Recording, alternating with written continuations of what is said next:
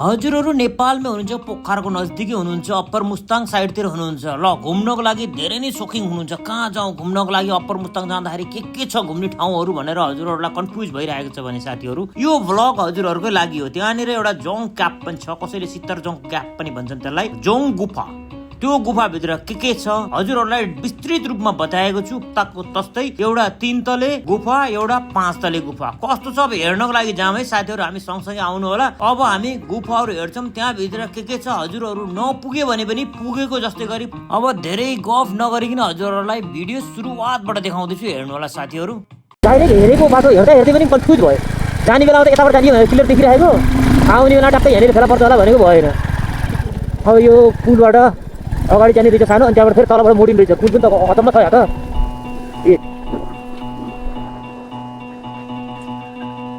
अब यहाँबाट यता जाने अरे अब हामी। जोङ क्याप जानुभन्दा अगाडि एउटा अर्को गुफा पनि छ, जुन चाहिँ 3 तले गुफा हो साथीहरू। यहाँनिर हेर्न सकिन्छ, कसैले रातो गुफा भन्छ, कसैले 3 तले गुफा भन्छ। अब हामी यहाँ पनि हेर्नको लागि जाँदैछौँ कि यहाँ धेरै जसो मान्छेहरू कोही पनि आउँदैन, म्याक्सिमम आउँदैन। तर यहाँ पुगी भएपछि चाहिँ मैले भन्छु साथीहरूलाई पक्का पनि आउनु होला। एकचोटि आएर हेऱ्यो भने धेरै राम्रो हुनेछ। मलाई चाहिँ साह्रै राम्रो लाग्यो। अनि यो हेरेपछि बल्ल हामी चाहिँ गएका थियौँ 5 तले गुफातिर, जोङ क्याप हेर्नको लागि बल्ल गएको थियौँ के। त्यसै कारणले यो 3 तले गुफामा हामी माथि चढेर हजुरहरूलाई देखाउँदैछु, हेर्नु होला हजुरहरूलाई कस्तो लाग्छ। मैले चाहिँ माथि चढेर जति सक्दो हजुरहरूलाई भित्रपट्टिको भागहरू, बाहिरपट्टिको दृश्यहरू सबै देखाइरहेको छु। यो गुफाको खास विशेषता भनेको यहाँनिर गुम्फा छ, त्यसै कारणले गर्दा गुफाको हेरचाह गर्नको लागि मानिसहरू पनि बस्छन्। यहाँनिर अलग्गै बस्ती पनि नजिकै भएको कारणले गर्दा यो गुफामा चाहिँ राम्रो तरिकाले डेकोरेटेड गरेर राम्रो बनाइएको छ साथीहरू। अब उतापट्टि जुन चाहिँ हामी सित्तरजोङ गुफा हेर्नको लागि जाँदैछौँ, जोङ गुफा, त्यहाँनिर भने अब मान्छेहरू बस्दैनन्। बेलुकातिर त्यो गुफामा कोही पनि बस्दैन, त्यसै कारणले गर्दा गुफामा ताला लगाएर आएको हुन्छ। त्यसै कारणले गर्दा त्यो व्यवस्थित चाहिँ छैन। तर हेर्दाखेरि चाहिँ सबभन्दा धेरै र ठुलो चाहिँ त्यो गुफा राम्रो छ। फेरि पनि मैले हजुरहरूलाई जानकारी दिनको लागि अलिकति भोइस छोडेको यसमा। ल ल तिमी जाऊ देऊ, एक राउन्ड लगाएर आइहाल्छ छिटो। ढुङ्गालाई खोपेर बनाएको हो, कस्तो मजाले खोपेर कति मेहनत लगाएर बनाएको है। अब ढुङ्गा बन्द गर, अब जानियो। म पहिला झर्छु, तिमी एकछिनमा आऊ है। पर्खिनु न, म आउँदैछु। फेरि म लडेँ नि त्यहाँ बाटोमा रोक्न बस्नु। छिटो नजानु तल, फेरि बिस्तारै झर्नु। म पनि आउँदैछु पछि पछि पछि। म यहाँ कुरेर बसिरहेको छु यार, तिम्रो भिडियो बनाएको छु के हो। ल ल म बिस्तारै आउँदैछु। ल अब हामी चाहिँ 3 तले क्याबमा चाहिँ घुमेर आइयो। यहाँ गुम्फा पनि रहेछ, यो माथिको हो। अब हामी फर्किँदैछौँ। अब 5 तले क्याबमा गएर हेर्नुपर्ने छ क्या। रातो चाहिँ हेरियो, यो वाला चाहिँ अब 5 तलेको माथिपट्टि गएर हेर्नुपर्छ। ल साथीहरू, अहिले हामी चाहिँ क्याब घुमेर आइएको छ। यो 3 तले क्याब हो। यहाँनिर चाहिँ 3 तलासम्म गएर क्याबभित्र घुस्न पाइन्छ। त्यहाँनिर 2टा कोठा छ, तलपट्टि बिचको उसमा चाहिँ मन्दिर छ, गुम्फा। त्यो हेरेर अहिले हामी फर्किँदैछौँ। यतातिर नि गुम्फा छ। अब हामी जाँदैछौँ 5 तलेवाला क्याब छ अरे, माथिपट्टि धेरै छ अरे त्यहाँनिर, त्यो हेर्नको लागि जाँदैछौँ साथीहरू।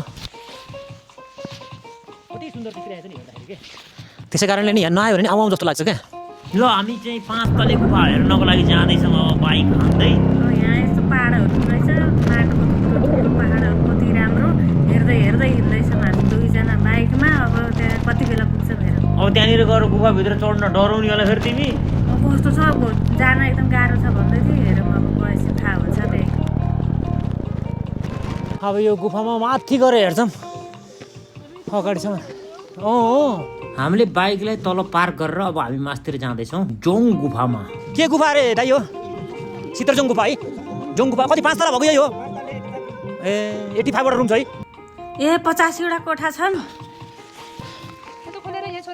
हो कि तिमी? ए अब हामी गुफा हेर्नको लागि माथि उक्लिँदैछौँ साथीहरू।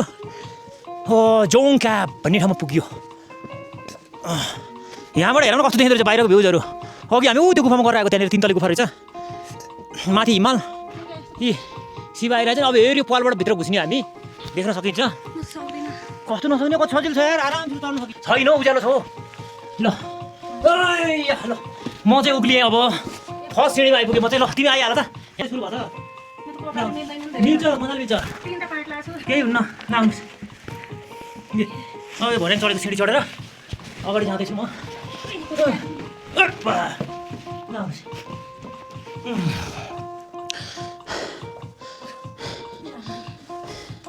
गुफाभित्र चढ्दाखेरि पनि रमाइलो हुन्छ नि है यो गुफा हो यो पालहरूबाट हेर्न मिल्छ यहाँबाट माथि जाने बाटो छ ल हेर्नु है अब म गुफामा जाँदैछु यो गुफाको पाल हो यहाँबाट बाहिरको भ्यू हेर्नु त कति रमाइलो छ यता अर्को पाल पनि छ यहाँबाट हेर्न सकिन्छ कति अगाडि भ्यूजहरू कता हो हजुर म त यहाँ डराएँ यहाँ कस्तो कालो अँधेरो रहेछ यतातिर पालमा हो यतातिर यो पालबाट टक्क घुसेर यतातिर आउनुपर्छ यहाँबाट माथि जाने ठाउँ छ अब यहाँ पनि छ एउटा पाल यो पालबाट हेर्नु मिल्छ बाहिरतिर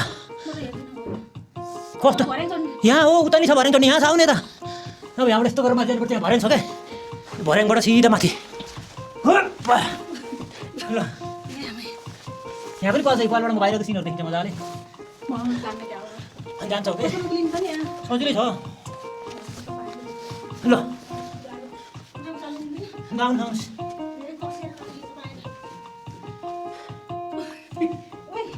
आउनु म हजुरलाई हेरिरहेको छु ए तेस्रो तल त पुग्यो त नि यहाँभित्र नि गुफामा एउटा पालहरू छ उता जानु मिल्छ यो क्याबहरू कुन जग्गामा पुरा ढुङ्गालाई खोदेर है यस्तो बनाएको छ साथीहरू अनि कस्तो अनुभव भएछ त नि हजुरलाई के गाह्रो अनुभव भयो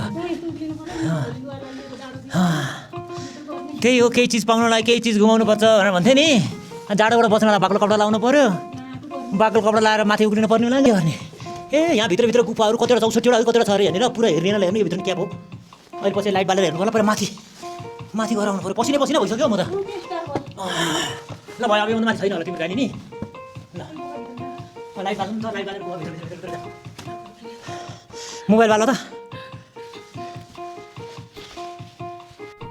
क्याबभित्रको दृश्य हो साथीहरू अब हामी क्याबभित्रको गुफामा घुम्दैछौँ टाउको ठोकिन्छ अलिकति झुकेर हिँड्नुपर्छ आउँ जाने भित्र अझै भित्र नि छ क्या के पहिला कि अझै यो भन्दा माथि रहेछ त सिँढी अझै माथि जाने मिल्दो रहेछ ए 64वटा कोठा हो कतिवटा छ अरे अनि कति हेर्ने यो भित्र नि क्याब रहेछ यता नि छ ए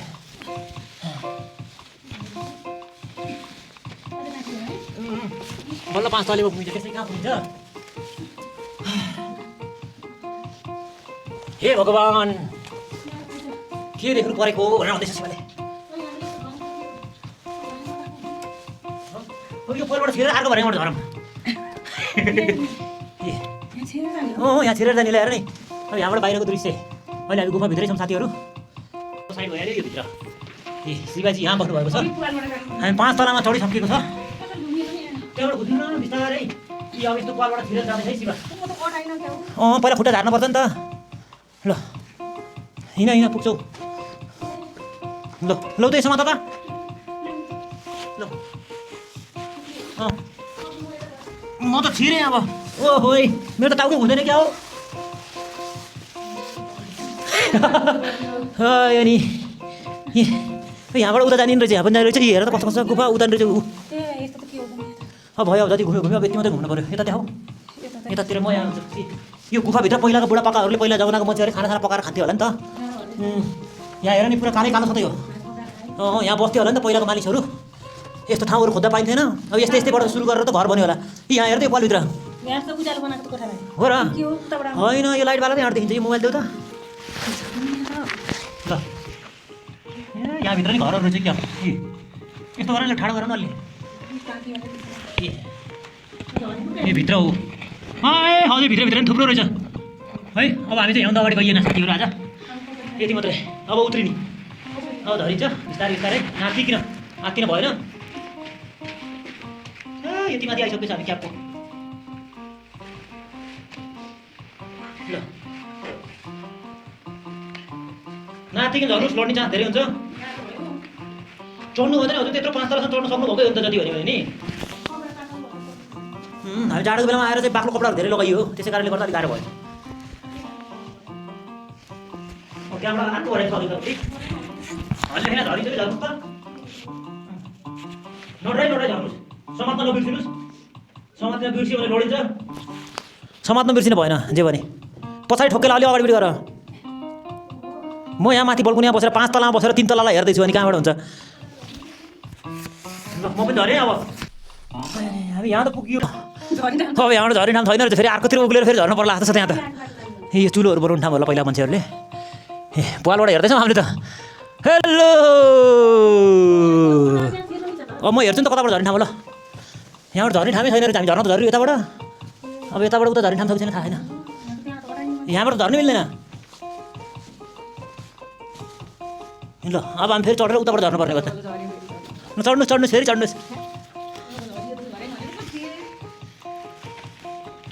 जाने ठाउँ उतातिर जान खोजिरहेको छौँ। हामी त एउटा ठाउँबाट अर्को ठाउँ भर्याङ नदेखेको अरे उसले। म यहाँ भर्याङ देखाउनलाई बसिरहेको छु। यस्तो जग्गा यहाँ पले पल्छ मान्छेहरू तलतिर कति आइरहेको छ बाइकरहरू। ए हाम्रो बाइक त्यहीँ छ, अरूहरू पनि आउँदैछन् घुम्नको लागि। शिवा चाहिँ झरिन अब, दोस्रो तल अलि अगाडि गर पछाडि ठोकिन्छ। 3टा भर्याङ झऱ्यो भने अझै 4वटा भर्याङ झर्नु पऱ्यो नि त। 5 तलामा आएको हामी। यो बाटोबाट गयो, त्यो सुरुङबाट भित्र गएको अघि हामी झर्ने ठाउँ नपाएर अनि हामी यता आइयो। यहाँभित्र नि छ गुफा, यहाँभित्र नि छ। ए अब झऱ्यौँ है, म पनि झर्दैछु साथीहरू।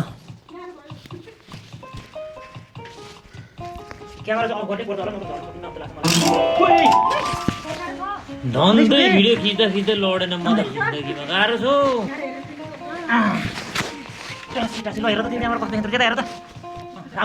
ल बसमा पनि चढेर मान्छेहरू धेरै आउँदैछन्, बाइकहरूबाट पनि आउँदैछन्। अब चाहिँ मान्छेहरू भिड हुन्छ होला। अघि हामी खाली थियो र राम्रो तरिकाले घुम्न पाइएको थियो, अब उनीहरू आएपछि त घुम्न पनि गाह्रो छ।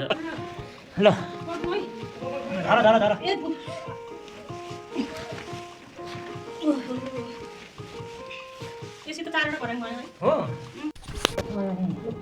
फाइनली अब चाहिँ 4वटा भर्याङ झरेँ म पनि है। अब यहाँ चाहिँ यस्तो सिँढी छ देख्न सक्नुहुन्छ। अब सिँढी झर्न लागिरहेको छु म। ल अहिले टाउको झुकाउनुपर्छ। टाउको झुकाएर हिँडेपछि ल क्याबबाट चाहिँ अब चाहिँ बाहिर। ल अझै एउटा भर्याङ मात्रै छ त भइरहेको छैन रहेछ। ल सकिन्छ नि मलाई। 5 तला बिस्तारै ल यसलाई लिएर गएर तलबाट खिचाइ अनि ल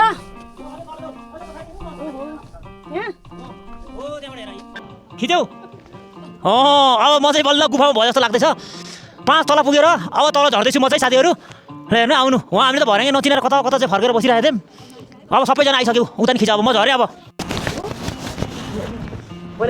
एकजना ओर्ली हाल्नु पर्छ।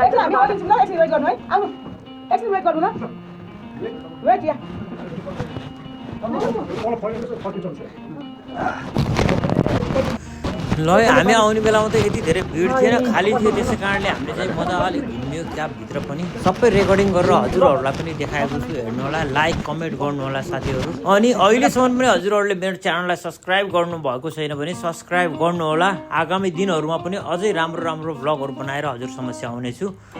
अब हामी भित्रपट्टि घुमेर अब बाहिर निक्लिएका छौँ। यो बाहिरबाट हेर्दाखेरिको दृश्य हो साथीहरू। यो बाहिरबाट यस्तो टाइपको देखिन्छ। अब हामी यहाँ पछि ग्राउन्डमा जान्छौँ एकैछिन। अब चाहिँ हामी क्याब हेरेर फर्केको। यहाँनिर भर्याङ नचिनेर एकछिन गाह्रो भइरहेको छ। कतातिर भर्याङ पुग्यो है, झन्डै निक्लिन चाहिँ भित्र चाहिँ बाक्लो कपडा धेरै लगाएर गएर पसिना भएर यस्तो छ। अब चाहिँ हामी घुमेर फर्क्यौँ। हामी बाइकबाटै अप्पर मुस्ताङको यात्रा गरेका थियौँ साथीहरू। बाइकबाटै यहाँसम्म आइयो, बाइकबाट त्यहाँसम्म पुगेर माथिको दृश्यहरू पुरा अवलोकन गरेर एक राउन्ड लगाएर अब हामी त्यही बाटो फर्किँदैछौँ। अब त्यही कच्चा बाटोहरू, डेन्जर बाटो चाहिँ हेर्दै गर्नु होला साथीहरू। यतिकति झुक्कियो भने चाहिँ सिधै तलतिर खोल्सामा खस्छ। कच्चा बाटोहरूबाट जानुपर्ने हुन्छ। कच्चा बाटोबाट अब हामी हुँकिँदै अब आफ्नो घरतिर फर्किँदैछौँ। अब हामी तल तल बाटो हुँदै जाँदैछौँ, हेर्नु होला। अब त्यही कच्चा ब्रिज आउँछ अघि, जुन ब्रिजबाट